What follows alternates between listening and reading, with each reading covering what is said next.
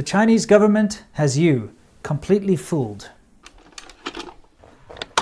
Do you think China has the virus under control? Are you looking to China for guidance on how to deal with this pandemic? Are you comforted by stories of China giving medical supplies and donations to your country or others? Let's remove that wool from your eyes and take a close, intelligent look at this situation. While China has successfully convinced you that it's leading the fight against the pandemic, which of course spread due to the Chinese government's cover-ups and incompetence, they have simultaneously convinced the people of China to blame this pandemic on the outside world, which has led to some ridiculously racist and xenophobic incidents against foreigners in China. State-sponsored and state-mandated discrimination against foreigners, regardless of whether or not they have a clean bill of health, are abundant. Let me share with you some stories that have been shared with me personally over the last week from friends around the country. Let's start in Beijing. A close acquaintance of my friend who has a Chinese wife, and of course they have a mixed child. During the whole lockdown, as you know, kids are stuck in the home and they've got nothing else to do. So the child was running up and down, tripped over, fell down, and actually really injured themselves, split open their lip, cracked a tooth, all that kind of thing. Now in Beijing, there is a specialist hospital for any kind of oral surgeries.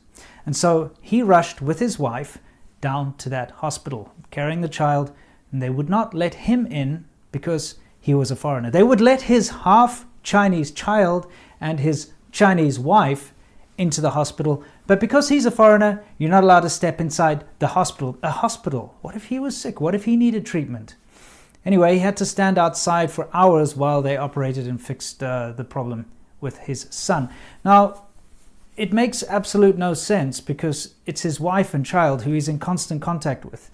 So if you were to look at it from a common sense point of view, it makes no sense at all. But the laws stipulated by the local authorities and that hospital says no foreigners allowed. Let's move on from Beijing to Shanghai. A friend of mine this week on the Shanghai subway was confronted by a woman who walked up to him and in English called him an American virus. That's not a very nice thing to do. This is one of many of these similar incidents I've heard. If you can understand Chinese as well, the people I know living in China right now that can understand Chinese are constantly overhearing people in public call them a virus or an American virus or a foreign virus, things like that. It's very, very unpleasant. Let's move away from that. I have another friend who got onto a domestic flight, but before the flight could take off, the other passengers on the same plane complained to the air hostess saying there's a foreigner on the flight, and they were all very uncomfortable. The air hostess had to come to him, get all of his paperwork, because, listen, you're not getting on a plane in China unless you have your special health certificate that says that you are not infected with the Wuhan flu or COVID-19.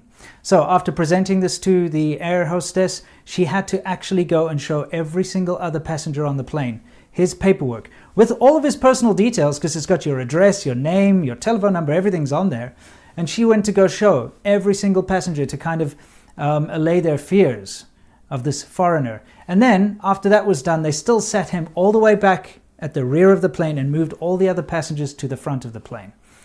Just imagine that that had happened to a Chinese person or anyone else for that matter. It doesn't matter what your race is, but you were singled out because of your race, put to the back of the plane, and everyone else put to the front. It's absolutely humiliating.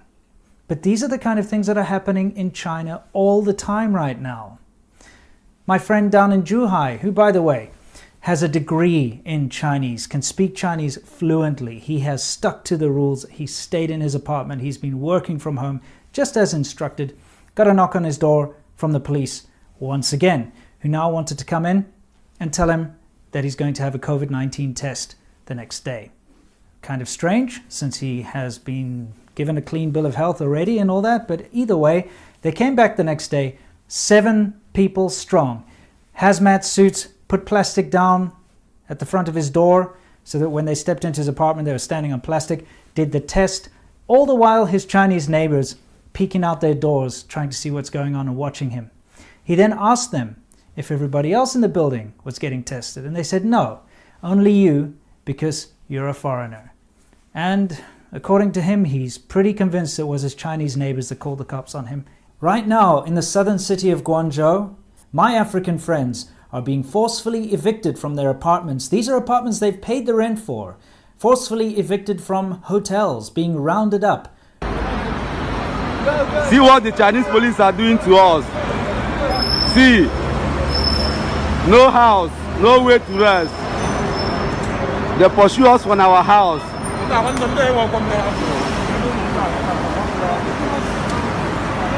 Look at them, look at them. They are chasing us away. Put into forced quarantine or being told they have 24 hours to 48 hours to leave China. This is absolutely ridiculous. A friend of mine who has a Chinese wife was forced out of his own apartment while his Chinese wife is allowed to stay in the apartment, and he's told he has to leave China.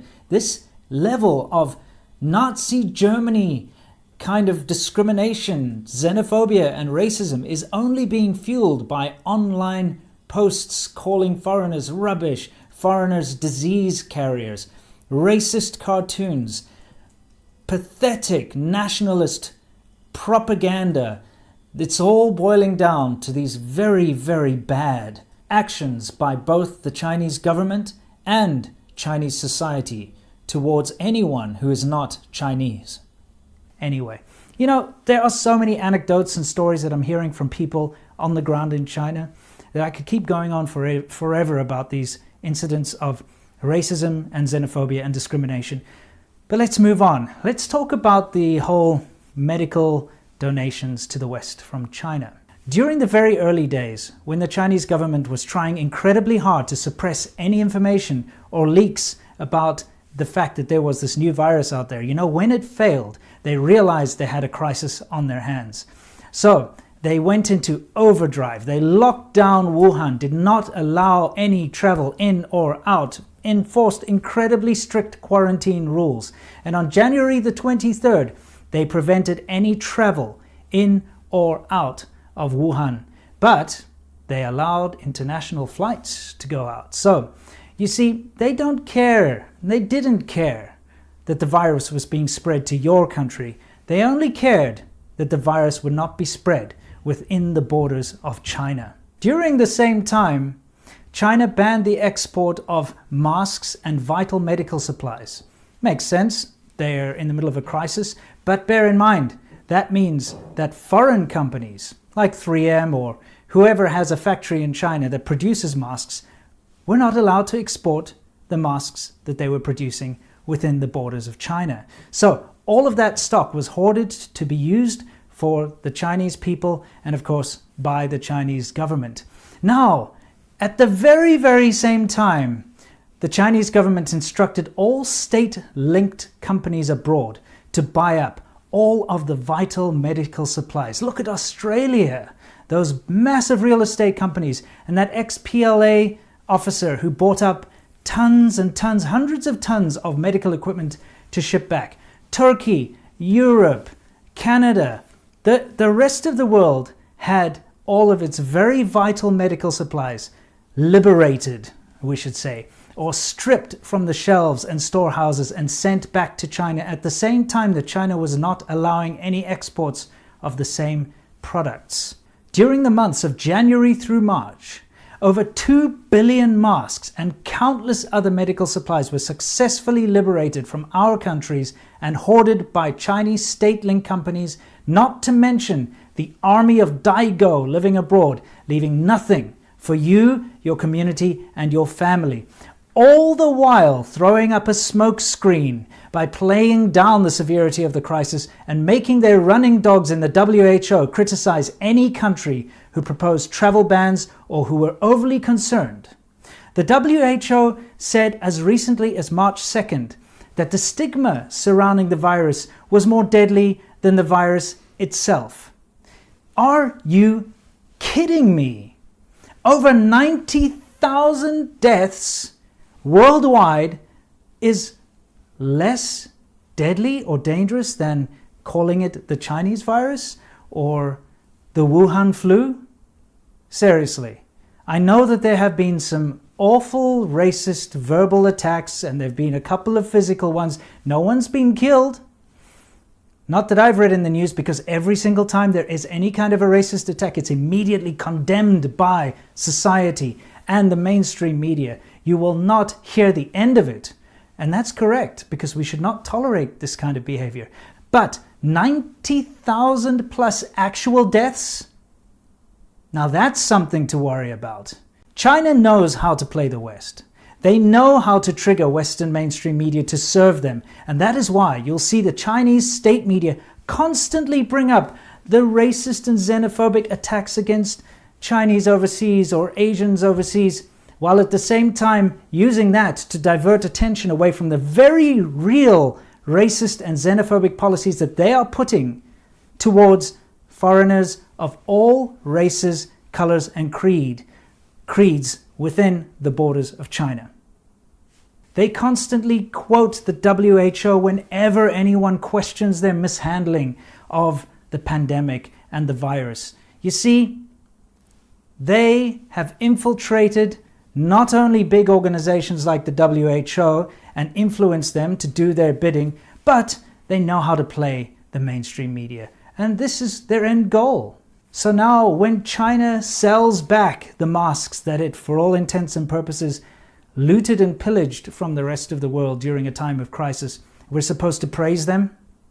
What about Italy, who donated tons of masks and now has to suddenly buy masks back from China? What about the faulty, low-quality medical equipment that China is donating? We have to look through all of this stuff, guys, and we have to see it for what it is. For this is only the tip of the iceberg. China does not have this thing under control. And I have people on the ground all over China telling me that what they're seeing and what the media is saying are two completely different things. There will be a lot more on this in future videos on both my channel and the other channels that I'm involved in. However, let's sum this all up. For those of you who aren't in the know, this is what the Chinese government is good at. It's called face. The appearance of something is more important than its substance, and the way that they achieve this is through spending immense amounts of money and state resources on soft power. For China and the Chinese government, the impression that the rest of the world has of China is of the utmost importance. And if you have ever, for a minute, looked at China in a positive light when it comes to the devastation they have unleashed on the world, it means that their manipulative ways have worked on you.